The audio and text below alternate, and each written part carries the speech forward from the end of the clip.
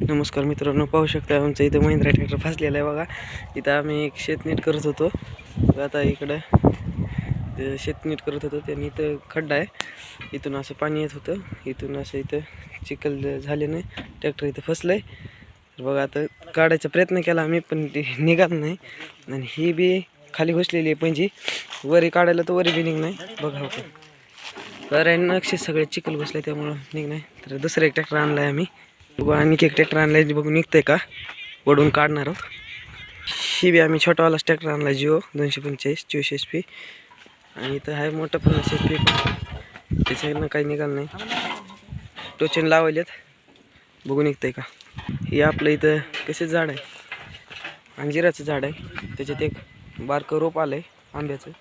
अगं इथं सगळं रान नीट झालं आहे, पण कसं असतंय आते काही ती संकटातच नेत असते, त्यामुळं असं होत असते. जरा गडबड झाली आमच्याकडून फास्ट म्हणजे वळलं बरोबर, कारण डिझेल थोडं कमी होतं. आणि इथून डिझेल आणायला आमचं गाव इथून 30-35 किलोमीटर जावं लागतं डिझेल आणाय. थोड्यात आम्ही पटपट काय गेलो, हे असलं आगाऊ निघालं.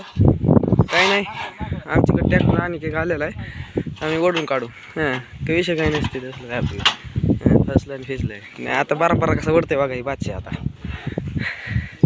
तर बघू शकतो आता ट्रॅक्टर चालू केला बारका जिओ. महिंद्रा बी चालू झालाय, बघू काय होतंय.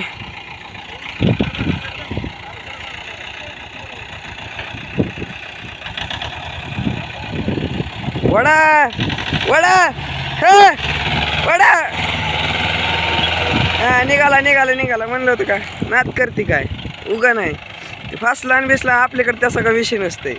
बादशा कशाला आहे, एक फासला तरी एक काढाय हायचं. उगा नाही 2 ट्रॅक्टर घेतले माय आम्ही.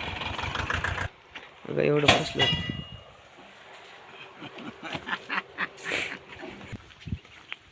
झालं निघालेलं आहे ट्रॅक्टर. आजच्या व्हिडिओमध्ये एवढंच, भेटू पुढल्या व्हिडिओमध्ये.